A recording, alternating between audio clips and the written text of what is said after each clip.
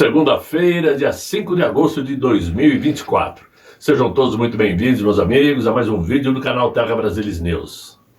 E nesse mundão de meu Deus, o que não falta é dor de cabeça. É problema para tudo quanto é lado. É aqui, é acolá, é nos Estados Unidos, na Ásia, na América do Sul, na Europa.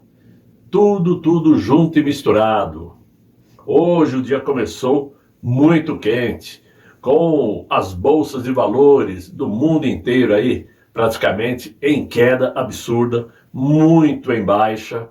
O dólar aqui atingindo praticamente 5,86 pela manhã, acabou fechando, me parece que é 5,77, o que está muito alto. E isto porque dizem que é por conta do temor de uma recessão nos Estados Unidos. E também, claro e evidente, pelo próprio ambiente político mundial, que envolve não somente disputas territoriais, como é o caso de Rússia e Ucrânia, como também imposição ditatorial, como é o caso da Venezuela, e a chamada Guerra Santa no Oriente Médio, uma guerra que existe desde sempre e me parece que nunca vai acabar.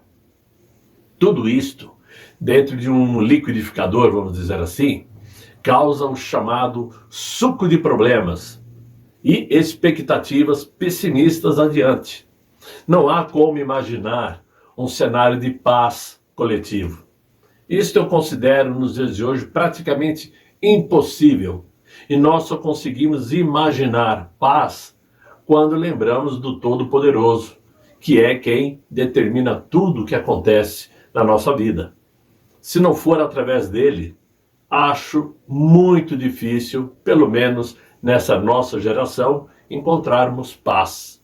Ora, diante de tantas coisas acontecendo e de tantos jogos de interesse, por exemplo, hoje o tal presidente Emmanuel Macron, né? O Macron, o François, né?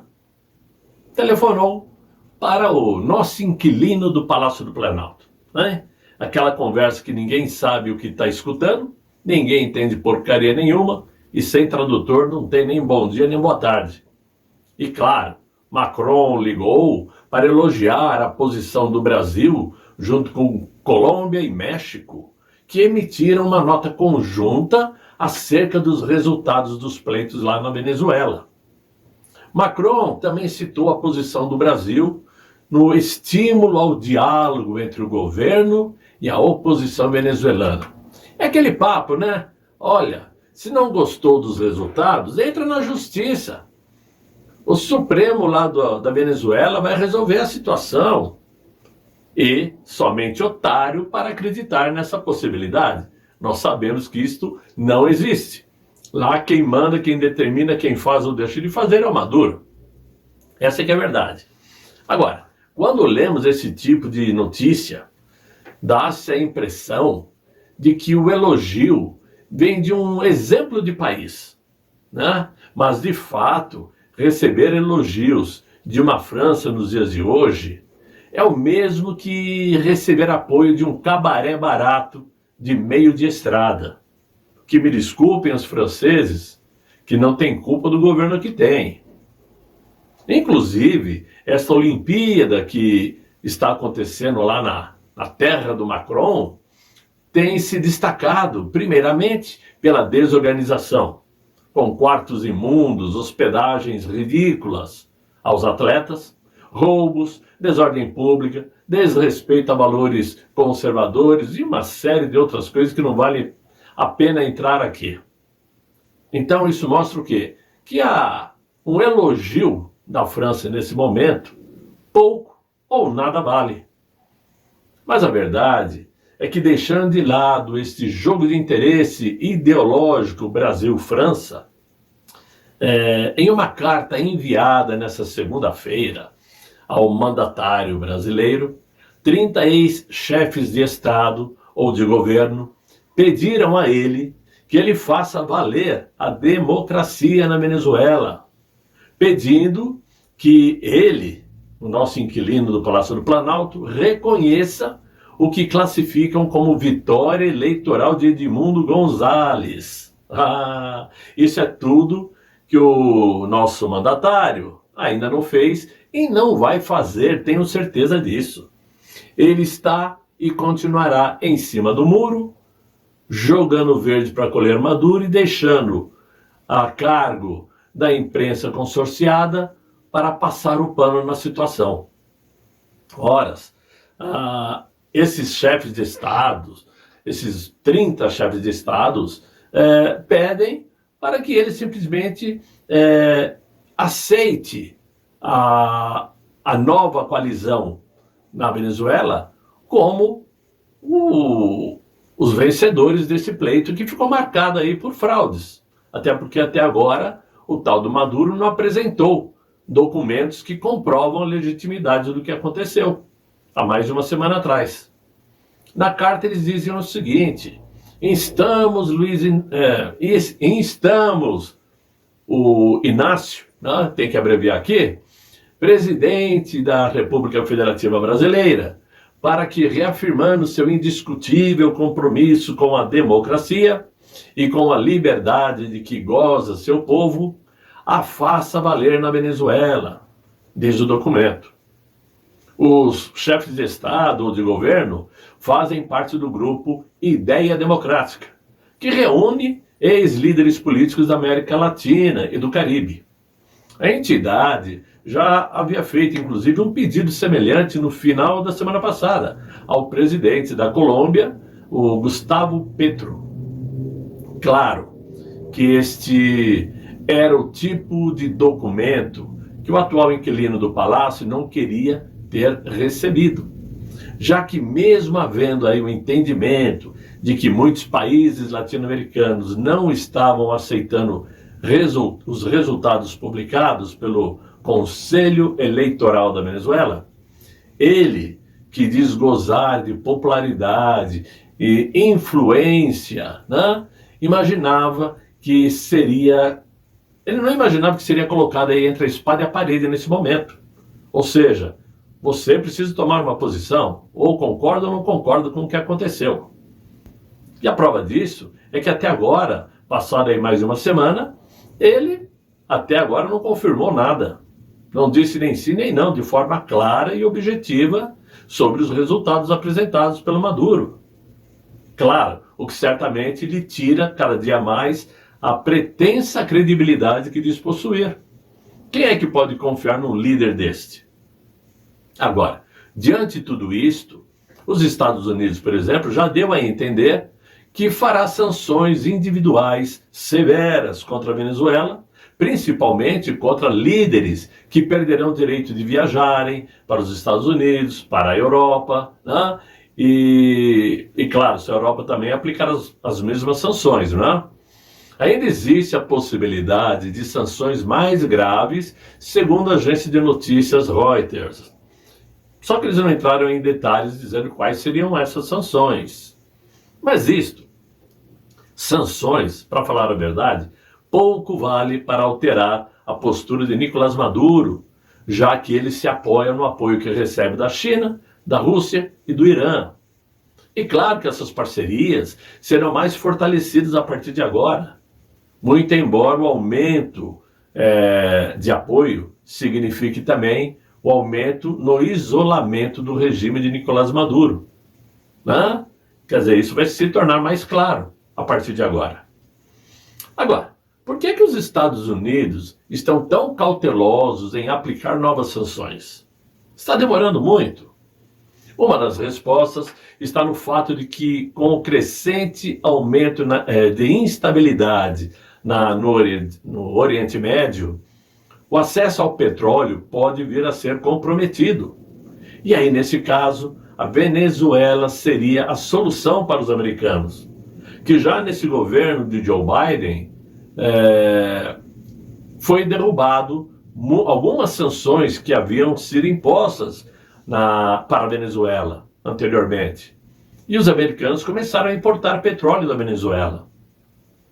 Aumentar as sanções poderia significar prejuízo comercial pesadíssimo para a Venezuela, mas também para os Estados Unidos. Enquanto isto, para não dizer que é só, muito pelo contrário, conforme dizem analistas do mundo afora, o mundo está se preparando para mais um capítulo que promete ser trágico lá no Oriente Médio, já que o Irã já prometeu que vai se vingar da morte do Ismail Haniyeh, chefe lá máximo do Hamas, e para isso vai contar com o apoio integral do Hezbollah, que está lá na fronteira sul do Líbano, todos juntos para atacar Israel. Certamente, esse é o tipo de conflito que não se limita aos dois países, Irã e Israel, já que os Estados Unidos e a Rússia acabam se envolvendo. A Rússia porque fornece armamento para o Irã, defende o regime iraniano, e os Estados Unidos porque defende Israel. Né? Por quê? São interesses estratégicos no Oriente Médio. O resultado disso tudo pode influenciar e muito a economia global, devido à dependência do petróleo, como eu citei agora. E por isso mesmo é que os americanos estão protelando aí uma sanção mais pesada contra a Venezuela, porque Nicolás Maduro acaba sendo a tábua de salvação americana caso a coisa fique feia no Oriente Médio. Agora, como desgraça pouca é bobagem, o Reino Unido também começa a pagar o preço por ter liberado a entrada desenfreada de tantos imigrantes muçulmanos. E uma revolta espalhou-se por todo o Reino Unido, principalmente esse final de semana, entre os ingleses e os imigrantes. Existem, nesse momento, protestos pesados em Liverpool, Manchester, Bristol, Leeds, Stoke, Trent, Blackburn, Nottingham Hill, Londres, Belfast e uma série de outras cidades aí que eu nem sei pronunciar o nome. Né? Quer dizer, um pouco sei pronunciar. A gente enrola aqui, é a tal da enrolation, embromation, mas vamos lá. O ambiente está beirando quase que uma guerra civil. Então, o que tudo isso significa? Significa que a gente não pode ficar perdendo tempo com a cara ligada na Globo assistindo Olimpíada. Ok, bacana, temos aí medalhas, muito poucas, quase nada. Não fosse aí a grande, pequena Rebeca e a nossa judoca, né? Militar, diga-se de passagem, que conseguiram ouro para o Brasil. Mas a participação brasileira até agora é ridícula, para dizer o mínimo, né? Mas perde-se muito tempo pensando nisso. É a Olimpíada de manhã, à tarde, à noite, todas as emissoras falando disso o tempo todo.